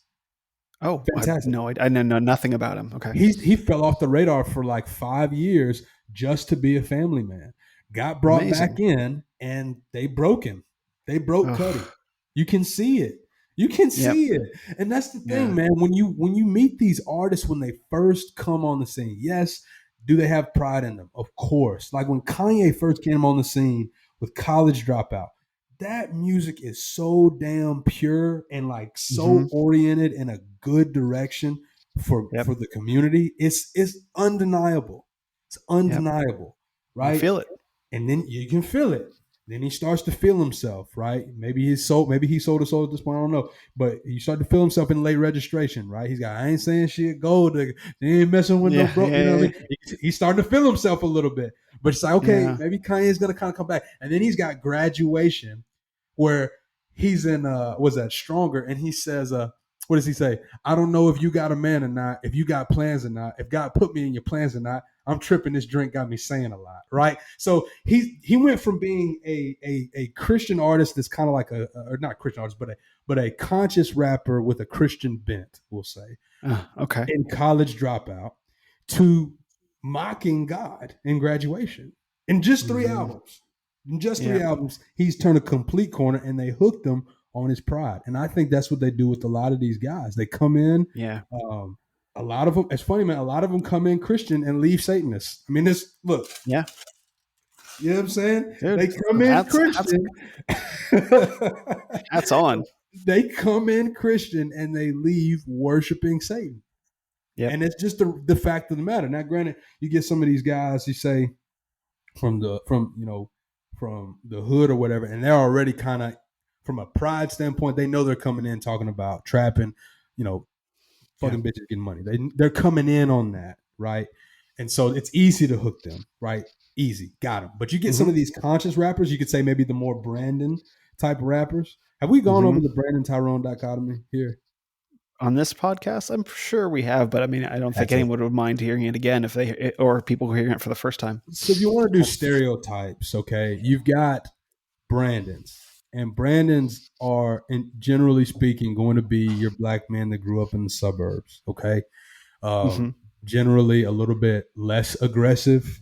You know, they maybe listen to rap, but it's not like in their constitution, in their soul. They're not really about that life, is what you would say. Right. Tyrone is about that life. Tyrone Hmm. is about it, and he grew up that way. He's about it, big time. And so typically, a little bit more hyper masculine, whatever. It's kind of the good guy, bad boy dichotomy, but it's written, it's how do I want to phrase this? It's so important to recognize in our community because it means social, economic, and political elevation or not. Essentially, is what Hmm. it is. Like if you go the Brendan route, there's going to be more doors open to you, and you can be a big benefit to your community. If you go the Tyrone route, it's a dead end. You're going to jail or you're going to die. I mean, that's really what it Okay. comes down to. Quick, Um, quick question about that though. Okay, so like just as an example, you're talking like Will Smith versus like Dr. Dre or something like that, like that Yeah, sort of those yeah, sort I of. think that's a fair Okay. one. Yeah, or Okay. even if you, I mean, if you want to take it to more modern for anybody that's more modern, you could say the difference between Chance the Rapper and Lil Uzi Vert, right? Like Okay. Brandon is Chance the Rapper, Lil Uzi Vert is Sure. Tyrone. So, Yeah. or Okay. 21 Savage, however you want to look at that. So, that's the But you're distinction there. and you're born like you can a Brandon be made from a Tyrone, or are you born one or the other, I or would if I argue you suppose. can, yeah, because there's plenty of Okay. guys like Dr. Dre. I would argue is probably more of a Brandon now than he was when he first came. Like, you know what For I mean? sure, Like he Ice Cube as well. Ice Cube. With this, I mean, when you get on Daddy Daycare, you know what I'm saying? You're in like Disney yeah, movies. Like you're not a Tyrone anymore, dude. Like you've cashed in your Tyrone you've chips. cashed They're in your gone. Tyrone card. You are Yeah. a Brandon. Okay, that's Yeah. what it Yeah. is, Yeah. and that's okay. Like that's that's That's that's a okay. He's a that's a dad. fine thing. Yeah, it's important. Like be a dad, be a father. It's a good thing. It really is. And I think a lot of Brandon types are looking at themselves as not from a mating standpoint. Uh, the bad guys get all the girls, right? While a Sure. rapper named Wale said, what she said? She said, "Hood girls want a smart." He says N word, but hood girls want a smart dude. College girls all want a thug, and so there's Oh, this, interesting. yeah. So right, and so there's the good guy, bad boy dichotomy in the black community is more weighty of a matter, I think, because of the implications, the ramifications from a Yeah. social, political, and economic perspective, like and spiritual even. It just matters, right? And so if you Right. if you're a Brandon that Sure. catches in and tries to become a Tyrone, like you sold your birthright. You know what I'm saying? Like you showed your opportunity to actually be a benefit to your community and more importantly to yourself and to your family. Um, Right. but if you're a Tyrone that is just going to stay in the Tyrone land and doesn't want to, move to say a Brandon type of zone, then you're in a box. Like that's where you got to stay. Like you know what I mean. So that's the Brandon and Tyrone kind of dichotomous relationship. And what I think that I don't even remember where we were going, but what I think is really important to note is that you have Brandon type of rappers. This is where we're going. You have Brandon type of rappers that come into, like Kanye West came from the suburbs of Chicago, right? Yeah. A lot of rappers come from, like, not a lot, but there's a few rappers that come from like the burbs, right? Sure. Educated, college. He was a college dropout, but he was smart enough to stay through college. But the point that I'm making is they come in Brandon's in a lot of cases. And then they got that kind of pride, because pride is no respecter of where you come from. If you're a Right. man living on this earth, you're always going to have pride, and you start to kind of feel yourself, and you feel like you need to, maybe adopt some of the vernacular, or at least the swag, or whatever the case is, of the Tyrone, and you kind of lose yourself in the midst of this.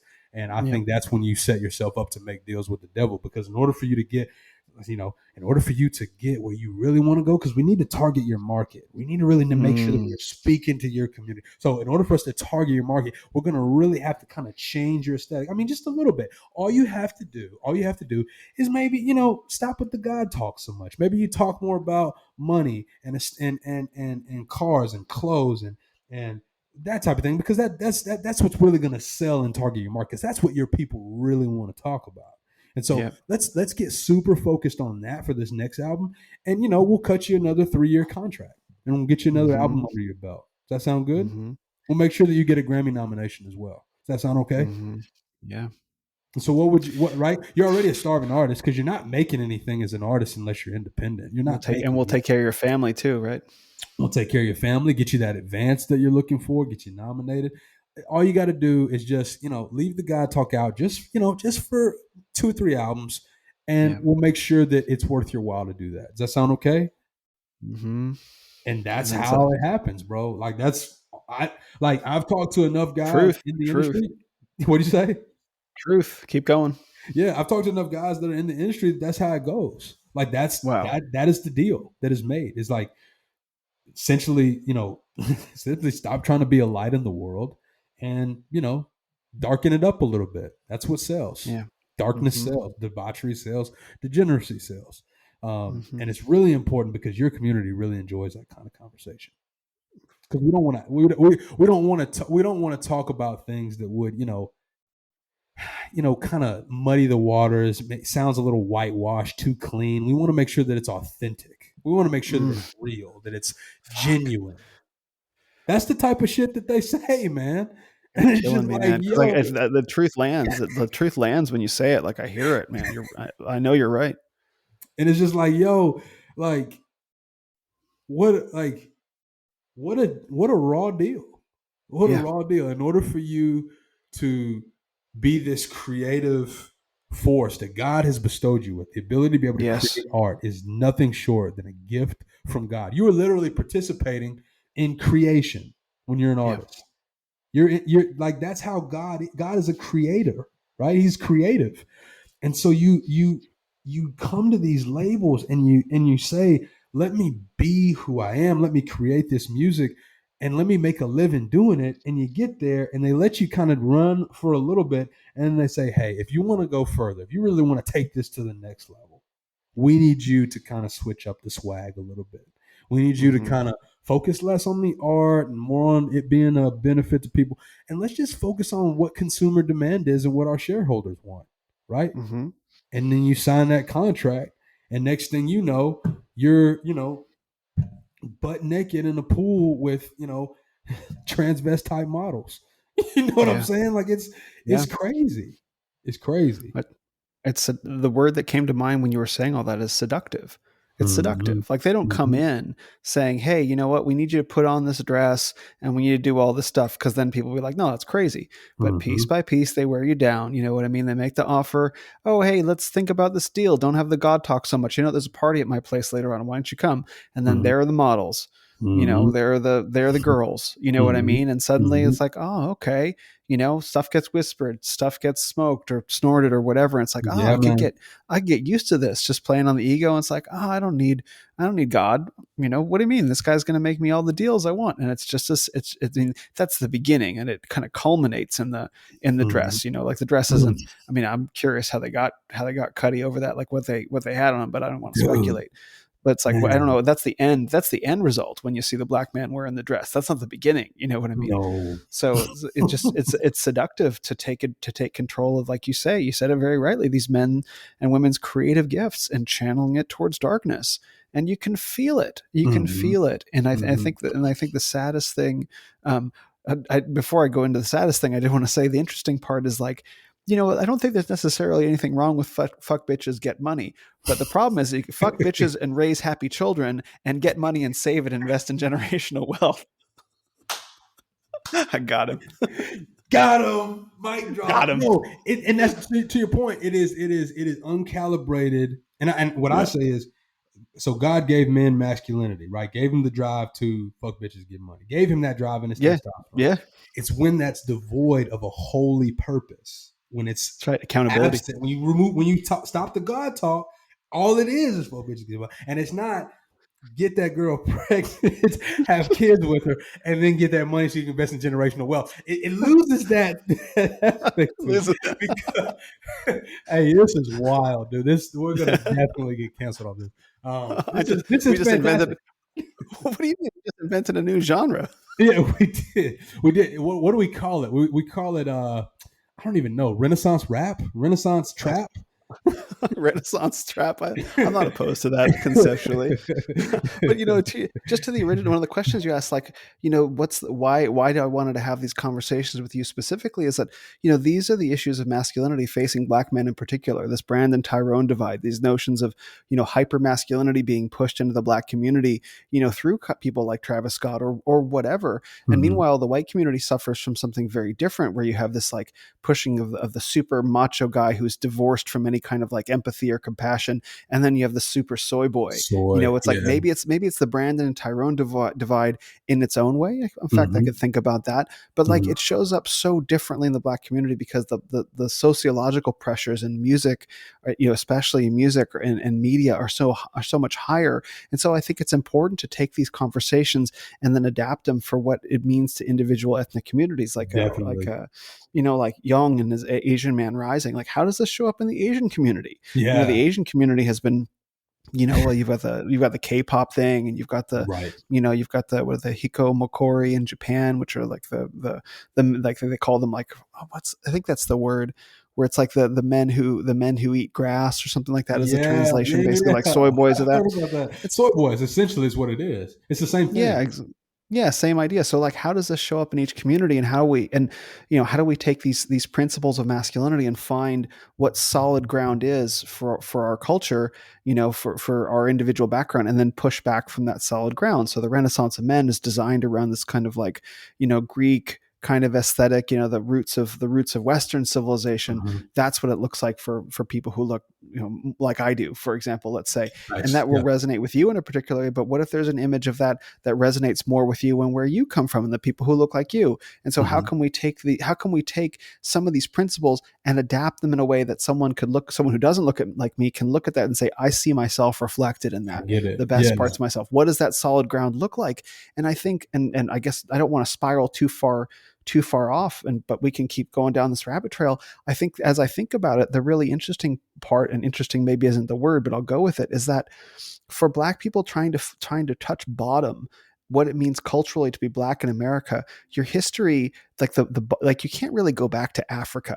I No. don't know that you No. feel a connection to African cultures because they're so different. So like the stopping point is slavery, but you can't put your feet in that. So Mm-hmm. where do you put your feet down? Like I can go all the way back to ancient Greece or Rome or whatever, you name it. You know what I mean? I can Mm-hmm. go back to the biblical patriarchs and I can say that, in some way. But like where do black men root themselves to And that's the interesting question that I think is probably behind a lot of things. Like, who are we, and how do we even pick a time? I mean, Yeah. you can choose from the smorgasbord of all the stuff I just brought up. Yeah, What you want to holy run with? smokes, Will. Holy smokes, man. Yeah, well, it's funny because black is even, I mean, you talked about this offline, but black is even was a way to distinguish non-European, right? So it in and of itself is a non-category. Like it's, and so we're almost, in some sense, we're trying to create an identity.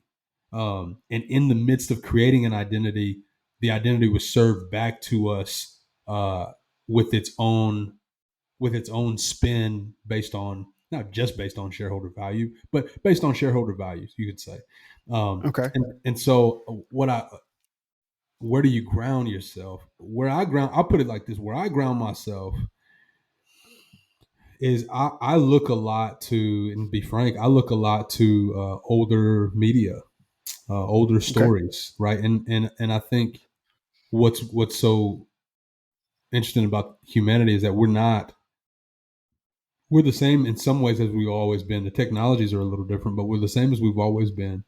Mm-hmm. And what stories are, what media is myths in some way. Mm-hmm. And if you have a good myth with a good hero in it, a lot of times you can derive a lot of value and perspective from that. And so for me, the myth of Boyz N Tha Hood, say, and the myth Mm-hmm. of what's his name, Furious Styles, resonates with me. He is a hero in that movie that I like. He's how I would want to show up in my community. You get what I'm Mm-hmm. saying? Now Yes. it's not ancient, right? This is not an ancient way, but it's the nature of where we're at, right? We don't have a lot of roots we can tie back to Africa because transatlantic slavery was an absolute disaster and a mess. Yeah. And we Yeah. can trace back to some of them. And so for me, we can trace back to men in our family. And for me, I've got ways that I can trace back to men in my family. So I've got the myth of Frank Dozier, and Frank Mm-hmm. Dozier Love that was story. oh yeah, I'll tell it again since we're on YouTube. Yeah. Yeah. Yeah. For Um, sure. Frank Dozier was my great grandfather. He was my grandmother, who was about to be 100 years old tomorrow. In fact, She's a um, great grandmother to your boy. the great grandmother to my boy. She's lived in the house she's living in since she was a 7 year old girl, and that 93 house was years. for years, right? That house was built by Frank Dozier, and Frank Dozier was a contractor for John Deere. Which, and again, this was in, I guess it had to been, early 1900s. Um, yeah, it had been early 1900s. So he was a contractor for John Deere during that time. And so what he did was he worked for a white man, and he was Mm. on some land that white man owned, and he took the scrap wood and he built the house that my grandmother is living in today at 100 years Mm. old, and she's been living there since she was 7 years old. So that house Mm. that he built has seen somewhere between 5 to 7 generations of Wests and Doziers, right? Mm-hmm. And that story of that man, like, he's a black man in the South, not that Mm-hmm. far away from Jim Crow laws being, abolished. So think about the upheaval that he had to go through. Think about the things that he heard, the things that he went through, the struggles that he saw. And in spite of all that, he took that scrap wood anyway and built the house my grandmother is still in and that I've eaten food from. He doesn't Mm-hmm. even know me. I never met him, Yeah. but he had me in his mind. You know what I'm saying? Like, he had generations in mind. And that myth alone, it's funny. I never knew of the virtue. I never knew about I think it's a Greek virtue, pietas, which is piety, right? But I Mm-hmm. never really knew what that meant. And so I started, it's in fact because of your podcast and kind of learning more about, uh, you Mm. know, um, Greek, not necessarily mythology, but definitely values and the way that they structure their political system. Pietas was a sort of ancestral debt in some sense. It's a debt that you owed the cosmos, a debt that you owed the cultural milieu that you found yourself in. And Mm-hmm. so the coin actually, in I think it was Greece or Rome. I can't remember, but it's the story of Aeneas, the Aeneid, and it's the story of whenever the soldiers, the was that the Trojan soldiers bring in that horse and they're laying siege to that Mm-hmm. city.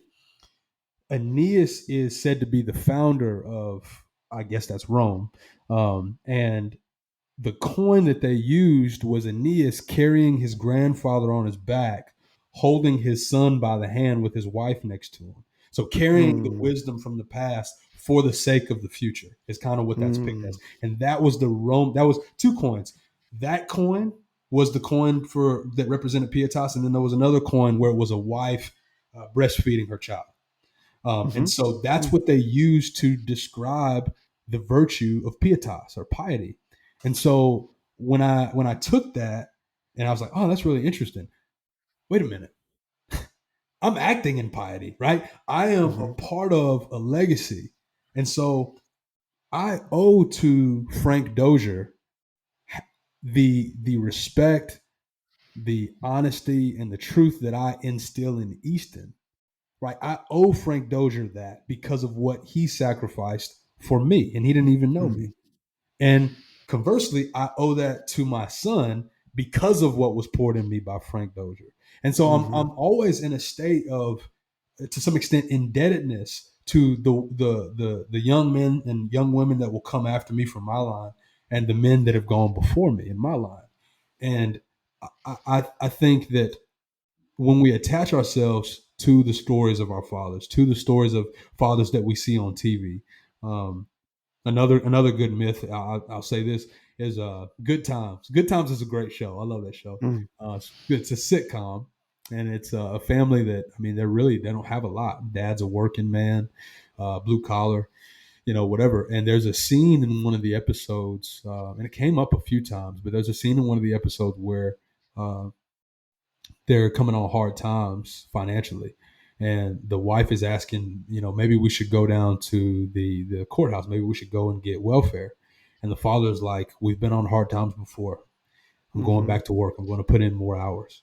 And it's like, when you watch that myth as a black man, you can start to understand that this is this is who we are as a people. This is what we're about. We're not people waiting for someone to help us out. We survived. Yo, we survived transatlantic slavery. That's right. We You did. survived, right? Like, if you're here today, if you're a black man today, your grandfathers survived transatlantic slavery, Jim Crow laws, the damn Klan, right? And every other bit of pressure, redlining, the rest of it. They Yep. survived all of that. And Yep. for you as a man to say, I want my reparations, you're a disgrace to your grandfathers. That's You're right. a disgrace to your grandfathers, because though, and they may have been waiting on reparations too, right? It is what it is. But my point is that look at what they've afforded you. Mm-hmm. Look at where they brought you. Look at where all of that's brought you. For you to be able to fix your mouth and be literate to say something like that and to actually understand what it means, right? You got to understand, education was not something that we could get into years down the line, right? It was Mm-hmm. only the men that were in the house Negroes that were educated. So I guess my point in saying all that is to say, I think in order for us to ground ourselves, we're going to have to go to the stories of the men, during slavery and post slavery, guys like George Washington Carver, guys like Booker T. Washington, and frankly, read the guys that I don't necessarily agree with. Right, I don't necessarily agree with W.E.B. Du Bois. He's a lot more along the lines of kind of manifest destiny and making sure that the state and the government largesse is the thing that actually provide for us. I don't necessarily agree with that, but go read him and understand the heritage that you find yourself in and the myths of these men. And I think what you'll find there is a grounding to move forward and an appreciation for where you've been brought to. You know. Mm-hmm. That's beautiful. That's beautiful, and I agree.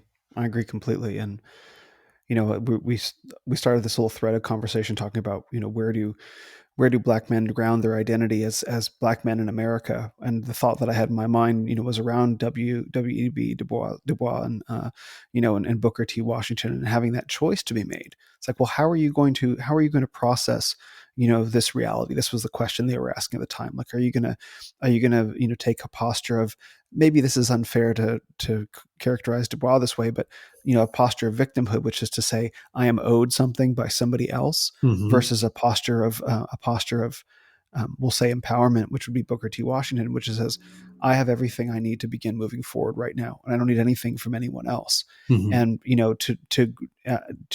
as a man, period, as a black man, as specifically within your community, but for men, period, to go back to the individuals that they find inspiring in their lives, that adopted that posture of sufficiency, so that I am sufficient to meet this moment now. Mm-hmm. I do not need anything from anyone else. What is a decision? Mm-hmm. What is a decision I can make today? What is a decision I can make tomorrow? I don't want to wait for government to come around to give me whatever I need, or a community to come around and give me what I need, or whoever. I'm gonna start. I'm gonna start today. Yeah. And how powerful that is to choose those archetypal heroes, from the ones who are available to you. And maybe that's sufficient. If Mm-hmm. whether you can reach back 2,000 or 200 years, it's sufficient to look back and say, you know what, or 20 years, 20 to years. someone in your family, to say, look, that is where I ground my mythology, which is in personal accountability, Mm-hmm. responsibility, the Mm-hmm. choice to succeed, and not putting it on anybody else. Maybe that's deep enough, Yeah. versus, having to look into the deep archetypal past or something. Yeah, for sure. Well, and it's interesting too. What I really appreciate about what you do, Will, is that you brought to the forefront the mythopoetic men's movement. And what I Mm, didn't realize, and I found out from your conversation with Suzanne Victor, I didn't realize that Iron John was an adapted story, like an ancient story that was yeah, adapted. I had no clue. I had no yeah. clue. But it's funny because, By the way, rest in peace, Robert Bly, who just passed away a couple days ago. man, rest in peace, Robert Bly. Like what Yeah, a gift to us, right? yeah. Like what a gift he was to us. Um, we wouldn't be having this conversation. I'll tell you We that. wouldn't. He was the progenitor. He was the man. I mean, there was something already going on, but he was the man who brought it to the public eye, who sustained it. His special gathering of men, which is available on YouTube. Robert Bly, Gathering of Men, with the there's a famous interviewer whose name escapes me right now. That was the first time that the men's movement finally became part of the public conversation. Was this Bill Moyers is his name? Mm-hmm. Robert Bly and Bill Moyers, A Gathering of Men. That was the first time that anything, that looked like the men's movement had ever breached the public consciousness, and the mythopoetic men's movement took off from there. But Iron John, was, the book itself was a collection of, I think it was essays that Robert Bly had written, that got put into a book and then published. And that was the first moment where things really began moving in the men's movement. And it's exactly why we're here today. That was the beginning of the men's movement that we're enjoying, literally enjoying the fruits of His labor. right now. And so Yeah. that was Robert Bly. And so rest in peace to the man. What a blessing, man. And again, that I mean, his story is a myth in itself. And then Yes. Iron John was a myth, and it when you read it, it does transcend race because it's the Yep. story of every man. Every man has to deal with the wild aspect of himself. Every man has to separate himself from his mother and from his parents, right?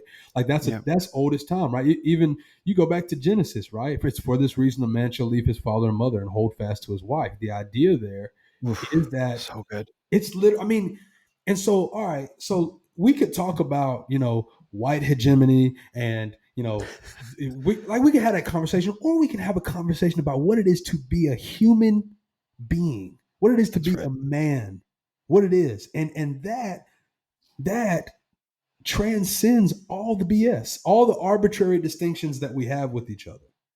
Because the Yes. reality is, here's the thing, dude. I've gone through a particular set of struggles, right? But they're struggles nonetheless. You've gone through a particular set of struggles, right? But I they're have. struggles nonetheless. And guess what? We made it out on the other side stronger as Yes, we did. men, as men. And now Hmm. you and I can sit down and have a conversation about our war stories, no matter how That's right. different those war stories are. I could tell you about the stuff I've been through with, being too black for the white kids and too white for the black kids, right? And you can Hmm. tell me stories about being, too Christian for the Jews and too too Jew. Hey, watch out, man! Too Jewish for the Yeah, Christians, right? And that's yeah. I haven't experienced that yet, but I know what you mean. Well, but well, I can say, yeah, I know what you mean. go ahead. You're good. Well, I was just going to say that the way that showed up in my own world is that my there was my dad's side of the family, which is who's from New York, and there's my mom's side of the family, which is from Phoenix. So you had the old world East Coast Jews, and you had the new world West Coast Jews, the Western Jews that had broken from all of the East Coast kind of old world ways and were trying to leave that story of being Jewish behind. Because you Hmm. had the urban Jews, they were generally, it's New York, so they're louder, they're more expressive, they're more celebratory. But then you had people move to the West and they tried to establish new kind of more West Coast values, and that was a divide in my family. The West Coast Jews did not make the East Coast Jews feel welcome. In fact, which is Hmm. why my New York grandparents, both all my grandparents were American. My New York grandparents weren't often invited out to the West Coast because Wow. to visit. Yes, because my four grandparents did not get along because they were on opposite sides of a cultural divide. So I Wow. grew up in Phoenix, so I spent a lot of time with my Phoenix grandparents, and I rarely got to see my New York grandparents, who I'm much more like my grandfather from New York in character. So I only got to see him a limited time through my life, and it's like I wonder what that divide, like what would have been like if I would have been able to be around both of my grandfathers together. But they were on opposite sides. There was a lot of judgment. There was a lot of class stratification that went on within my family. And so Wow. so I'm trying to put these pieces together. But you know what? These are the war stories that we rise from, Hmm. right? Like it Hmm. doesn't, whether my story looks like your story, they're just our stories, and you can't Right. compare them like, oh, look how well Jonathan's story is objectively so much worse. It's like, look, Right. everyone's cup of suffering is a different size, but it all gets full, It right? all gets full.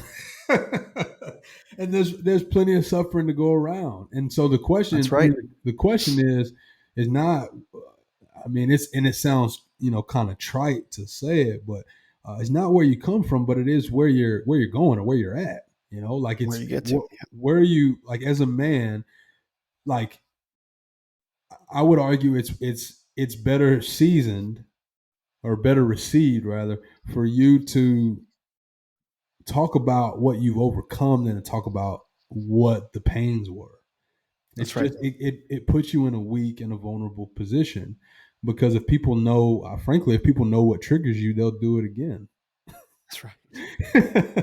Somebody's going to Stoicism. do it again, That's right. and so I just I just really think that it's time for us to not play the victim. Hmm. And that doesn't mean don't acknowledge, right? Like I think a lot of Right. people assume that when I say that I'm saying don't acknowledge it. No, acknowledge it, Yeah. understand it, figure out that. I mean, the reality is that in group BS has always been going on, but Hmm. acknowledge it for what it is, acknowledge how it made you feel, and then receive strength and go forward and do better. Hmm. Right? Like, why would you want? My question is, why would you want to live in the miserable existence of remembering your suffering? Why, like, it's so important to remember, but like dwelling in it, why would Right. you want to? Right. I Well, don't because it's know. easier. It's easier. It's easier. It's It's it's it's easier. so much. I think paradoxically, like it's so much easier to dwell in suffering and to just kind of to suffer in this moment and then to medicate it. So it's like I'm suffering, but I can medicate it with social media. You know what I mean? It's like, okay, I'm miserable because I'm a victim, but I can medicate with social media or whatever, drugs or video games or porn or whatever. Versus making progress towards a goal is a unique form of suffering that for some reason is much harder than just the general existence of misery. And Mhm. it's strange that way, right? We could kick that ball around and get to the bottom of it, but it's just so much easier to be miserable than it is to work towards a goal and endure work, I suppose. Hmm. Yeah, no, I completely agree with that, and I think, and that's even one. That's a whole nother conversation. Is You put it on. Here we go. I love this. This is great. I'm gonna keep this. I'm gonna keep it right by my desk. Good. Is it intentional? Is it intentional for right? Because we're the reality is that there's so many things that are feminizing men in general. Is it Yes. intentional that black men are intentionally feminized so that they always do keep the wrongs and the victimhood mindset? Because I would say, I'm not saying that that's a female thing. I'm saying Right. that that is a, I'm submitting to this thing and I'm not going to impose my will to rise above it, is what I'm trying to say, which is a distinctly masculine way of dealing with it. Is imposing, right? In the midst of obstacles, imposing your will on that thing, your sovereignty, let's say, and rising above it or moving past it. Would you agree with that? Yeah, I mean, I think all of the ills of society today, at the very bottom of why they're happening, is that they're imposed. And on top of that very bottom layer, the darkest layer, there are people that ride on top of it for all kinds of reasons that they justify to themselves, which can be like, oh, I'm just in it for the money, or I'm turning a, which is like one level above that. Like they're not in it because they're strictly evil, they're just greedy. It's Mm-hmm. not like they like suffering. It's like, oh, I can make money on this. Okay, why not? Versus all the way up to the top of people who like turn a blind eye to it. But Exactly. at bottom, yeah, a lot of these things are really come down to the root of it. Is poison intentionally being injected into society. Definitely. So yeah, I agree. Yeah. The feminization of black men is Yeah. I believe a intentional thing. Um, Yeah. and I'm gonna say it for depopulation. Oof. Okay. Now you've done it. Now you've done it. No, hit it, man. This Look, is I wouldn't have that wouldn't have been my that would have been my thought, but like that rings true. Leave it right? leave it on. We'll Well, put on another layer of the hat. yeah, put on three layers, right? Well, the thing is, right? So if you've got a feminized Brandon, let's say, right, Okay. a Tyrone is going to be overwhelmingly appealing, but a Tyrone is Okay. never going to sire those kids either, right? From a Right. statistic standpoint, right? He's Okay. he's he's not that way.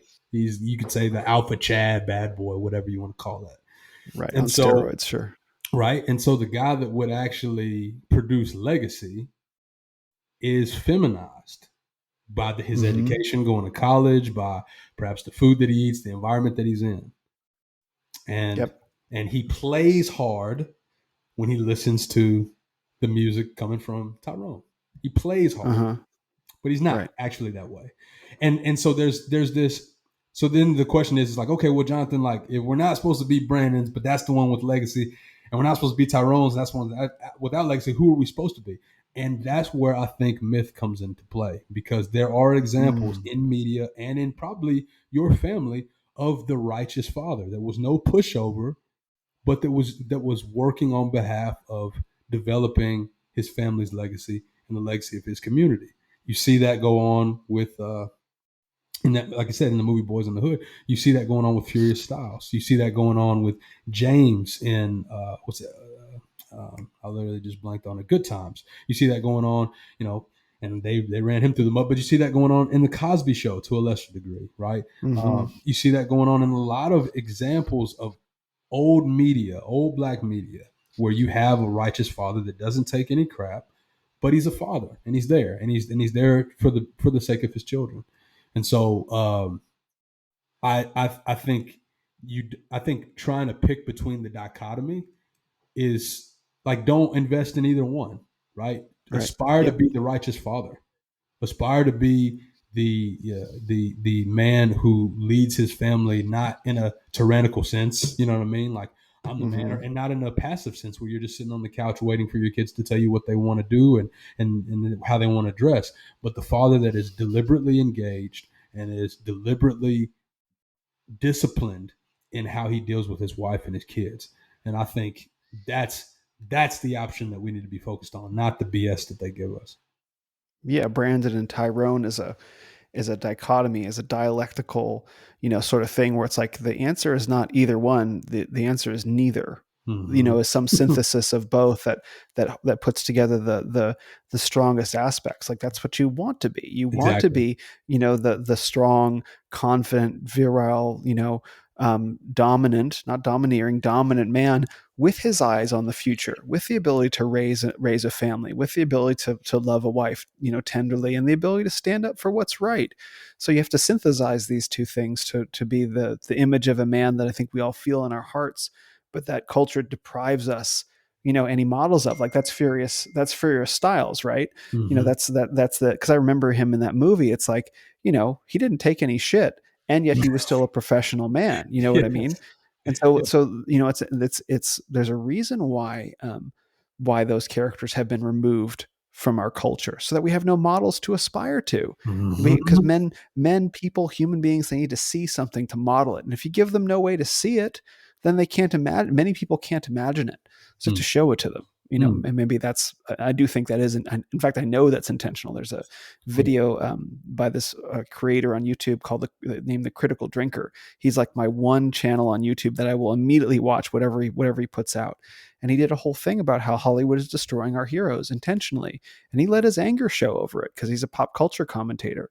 And so he said it really well. Our heroes are being destroyed cross culturally. Like he Mm. talked about not just what happened to Luke Skywalker in Star Wars, but also what happened to Sarah Connor in the recent Terminator movie. And as Wow. you're saying, it happened in the black community as well. Like, where are the Furious Styles and black made movies right now? Like, they don't exist. They So don't. that we don't have models to look at, because Mm. as the author Stephen Mansfield said, movies are today's literature. We don't Yes. have Charles Dickens anymore. We have movies. And if you degrade the movies, you degrade our literature, you degrade our cultural literacy, you degrade our imagination.